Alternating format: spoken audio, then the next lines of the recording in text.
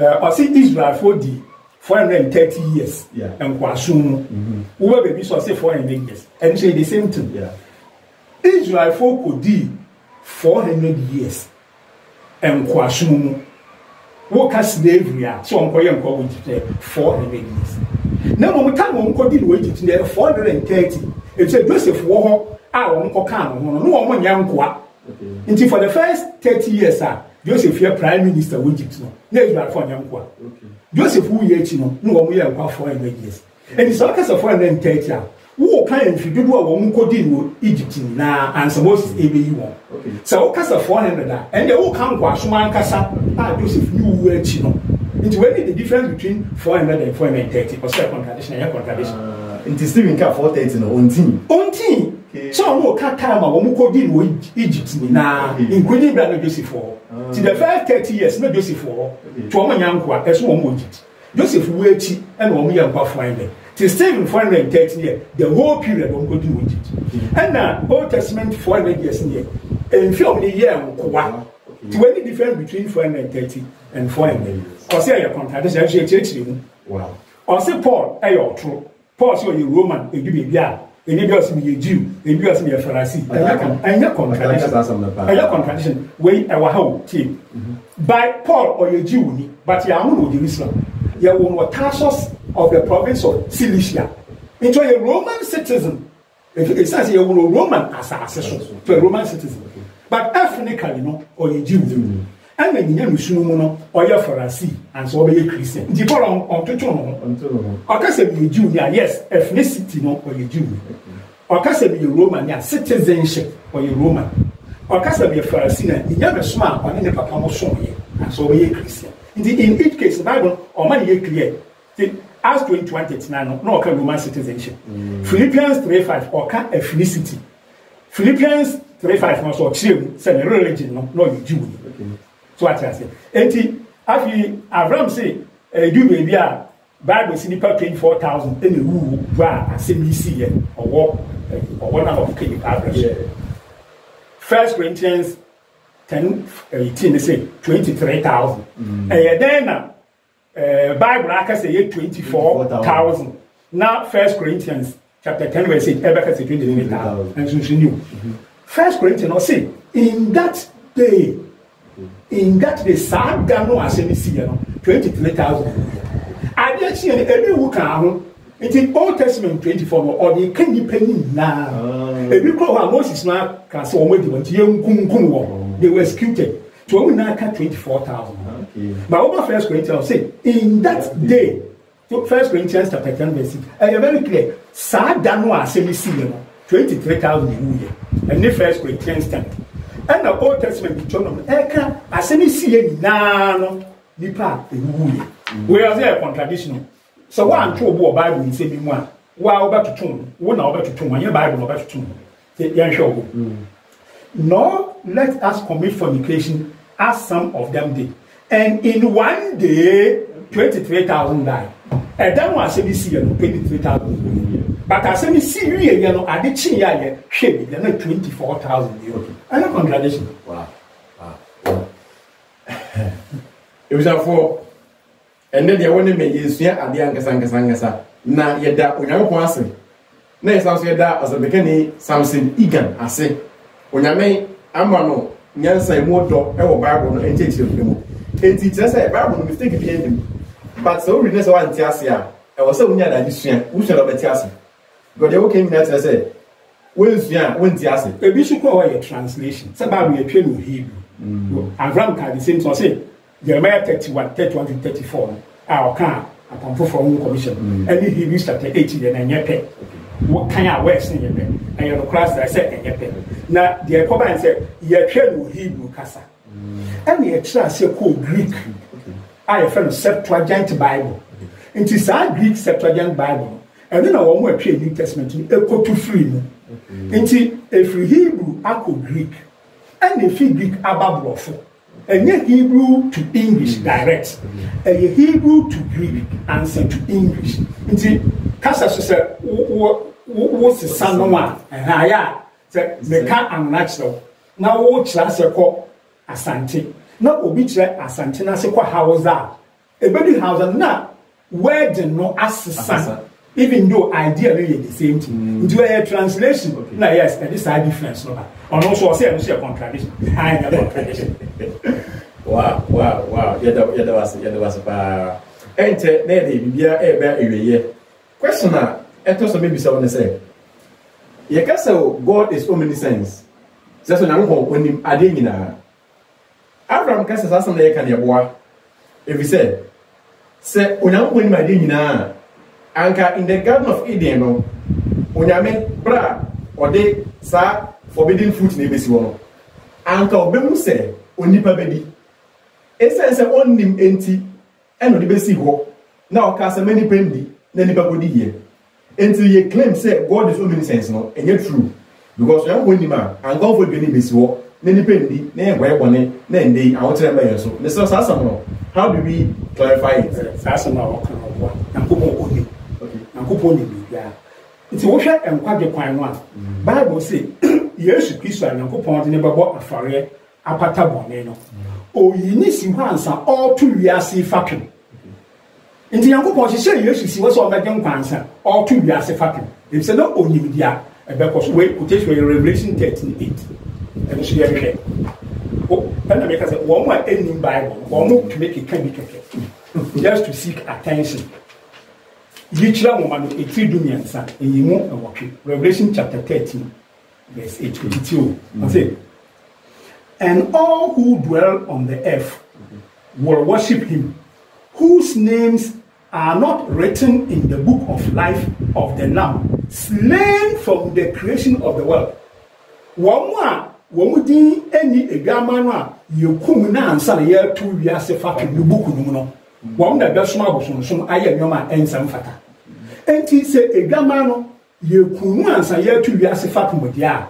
Nana yankopon tu wiase fapum wie no de wo mu na onimanase onim se nipa ba yeboni enti no siesie dwama ne se bra no sudu a omama ye na genkwa adwuma enti aka yi se yankopon nyim de be koso na che se wo na wonim Bible sa wo kan won se sa wow yes wow enti no onyankopon eni ade nyina na se we si a kire mu no Yesu na ngasa no na ye siesie no dadaada enti ena sansem nyina esiye final question. And some people in Abraham Waka. Now the baby said religion is a problem for humankind. If we say there were a lot of religions in this world, we abuse to me abuse to me. In the end, you may conclude say Christianity and only and what dear. My question to you is say, Adinti, and from all these religions in this world, no, you believe say Christianity no, and on one and what dear point.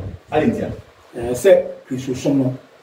What a what does see a dance evidence a city. If say Christian so no say we draw line now. Line if Noah abraso. Esa konechi ekosi Adam and Eve abraso. Yankopon Genesis chapter 6 15:6 no can say owo bebo oba neti nenti na ono so ne ba ne betia owo neti so no. E wo ye the salvation idea after Yankopon eyi ato okete. And the more the basic Noah adaka na so. Nti Noah adaka na be ye empagye plan. We need to send the cool. And I'm sure they see Abraham ebusia. On share one man. Obenya na sefo a Jacob e madumienu e be tere be Israel man. Nti enemu the basic Yesu Kristo so. And na Yesu so a Kristo so aba. Nti Kristo so de enwo plan na da ho fi wiase ahyese e kosi wiase wiye. Nyame so akeka kekei obi aye bibeto wo bisa obi aho plan bi ani ho Kristo so the plan the whole from Adam and Eve e wo ebitro eba be si Noah apomadaka eba be si Abraham eba be si Israel man eba be si Yesu so be si Kristo so nti Kristo so na ne da ho fi wiase asese ko si wiase ni nyame so akedi na obi abeto mu keke obi antumi ntresi na bakosam ene ne nhihye bi a ekokosi wiase ahyese o ebitro ni we sanisa mun kakra aka de ti Kristo so the plan ne da ho nti say plan of salvation and kwa je kwa say bi na maka say to the Jew first to the Gentile e won hihye ni Jew ni be di Kenya ne de obi a memfo so baba fa wo so dia e se fata wo plan ne da ho wo hwe bibi ti say Islam Islam pride be any wo e wa na obi so yo say be prophet e wo Mecca ma be ya the prophet wo hwe Buddhism e wa na say ye fra obi Buddha wa be but won't mean to see nko ya say we here e ba beto nipa ba ko se mu keke but Christ so pen na bet me trace line ma fi Adam ni Eve address e di aba yan ya address tenti na esi Christ so de isipi se won hihye wo na kemofo no omo e ka masama e ye omo de omo ho be se Bible no say Moses e hye nkom so nyankom be yi omo nua a referring to Muhammad son of the church and say in the work say omo ni plan na omo be say omo plan gospel omo say omo dey plan Deuteronomy 18 dey plan na Deuteronomy 18 verse 2 oka Levi and Levi asofo ebusia no asem e no say Levi asofo ebusia no wo mu nuanu mu Levi so wo mu ka ebusia dumienu no e na ye the tribe of Israel ebusia ko dumienu Levi come Levi come as one of the tribe ebusia mu ba and na all catching Levi asofo no say mu no enti mu nuanu me wo Deuteronomy 18 verse 2 no e no so 15 na nkremofo ekotu aye Levi ebusiafo ni nuanom e say wo mu nuanom 11 tribe aka na emu wan ka say Israel fo nuanom na mpo se Bible ka say Israel fo nuanom a Israel fo ne wo nuanom ni Arab fo Israel papa no me mienu Esau o ya tapani na Jacob ya atakaka Esau asefo ni Edom the Edomites and the Jacob asefo ni Israel nti Israel fo ni say wo mu nuanom ene Edom fo atapani ba ni atakaka ma anya Muslim fo ne Israel fo nuanom nti say even Deuteronomy 18:15 mpo asi Israel fo nuanom a enkanye twemufo fo mo mu mbam so Ishmael kra wo mu gina say Ishmael no ma ni Egypt ni Hagar na ne papa ye Hebrew ni Abraham wo ke di Genesis 21:20 a oye peni no ne ma mi Hagar ko fa ni kom ni Egypt ni brel nti obi a ne ma mi Egypt ni ne papa ye Hebrew ni na ne yire ye Egypt ni na se fo ye dia nkofo 75 Egyptians 25 Hebrew mo say Arab unhu be bi o ko fa asa so Bible ewum say Israel fo nuanom ne Edomite for nti Nyankopon kraka say Israel fo etwam afi Egypt asaba Canaan biwa wo mo hwe no manfo mo nsa nka Edom fo hwe aye wo mo nuanom Edom fo mo fo mo nsa nka mo hwe say wa check the asas no amma wo mo nuanom Edom fo let me see if I can get the quotation in Deuteronomy 2 say Deuteronomy chapter 2 that what's that say Enkrofo Nsha Bible no mo keka de wo pe let's see Deuteronomy 2:1-5 Then we turned and set out from the wilderness by the way of the Red Sea, as the Lord spoke to me, and we circled around Mount Seir many days. Seir, she say, "Ehwi, obi a muafu ehwi bebre." Na iso na muafu ehwi bebre nti na saase no say two. This is Seir asase so. Okay. Then the Lord spoke to me saying, "You have circled around this mountain long enough. Turn northward.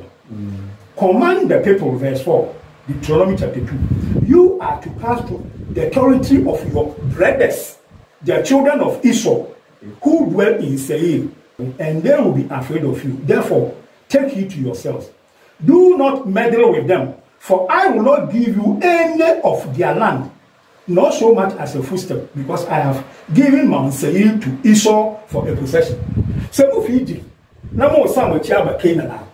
Mudu Esau asase so a Seir asase ene de megama mwanka se mu nuanom Edomfo eye Esau ma e ma mo fa hwe ho not even 1 foot of land because ma che mo de ni Canaan Esau for de atapani de ni Seir asase Esau ma Edomfo ne dia ene Canaan so me dia ma nti Israel fo nuanom ani atapani ni Esau na ma Edomfo Israel fo nuanom nye Arab fo and ya trust someone and remove what can. They don't know the Bible. Wow. Answer. Wow. Yeda. Yes, I'm beginning something Egan assay. It was what pay ye pa. I say, one mamma no one dear boy pay ye now. On Yame, Instrano. No young boy is also working and so. Ain't any damn dear every year. Last question is say, Omo Bojano. Nipa P. Anna Abraham Nasami. It's a Bible in the Penya that in 20. omo kweti Abraham ne nsem na omo ade na tuma omo nam wiase omo nso Nyankopɔn no omo follow common sense if Abraham say ye use common sense in nante mbocho afuto ben eno de nipa omo di Abraham nechi John chapter 6 verse 45 Abraham say Yesu Kristo e di ntro odidi ntro say Yesu Kristo akoka se okomuhyeni bi ahye nkomu bi ono Abraham ahwehwe komuhyeni ni we hu no wahwehwe Bible so we hu sa komuhyeni nasa wo kan John chapter 6 verse 45 Yesu Kristo ankasa komuhyeni bi o say nkomuhyefo no e kan say Nyankopɔn ba kyerɛkyerɛ ɔman no nkomuhyefo te say nkomuhyefo ni na no Nyankopɔn ba yusu wo e de akyerɛkyerɛ Israel ɔman Abraham adami plural singular say Yesu say komuhyeni bi nti yehu komuhyeni prako yehu ne komuhyeni bi biya singular and plural keke it's say one born with English grammar munti kemi bi o de ko fai ah we so be disprove no John chapter 6 verse 45 Yesu say Nyankopɔn na mo komuhyefo nso be church o man oye Yesu bi sa akwasha mo komuhyeni bi ese we futu am de man ni say Romans 16 o si nipa bi de tetrama de ne akokodoko se be da nkofo sa nkofo ne nkofo wo munnimi biribi no akoma eni se wo nhia o Bible yi asa nkofo we ya na wo mo sori Abraham be mo se papa ji wa ba be da se se wo shon Bible very careful after se ya mo se be riafo dia wo beti no empru hu mu ate ko hwehwem na hwehwem no na de no kwa na be ma Ebujafo yeda osebekani Samson Igan ase Osanso ye lecturer ewo Takrade Bible College. First session no ye di abe wiye. Next session no ye ko Brother Joe ene nsem no eso. Ene nti ye beto aso 8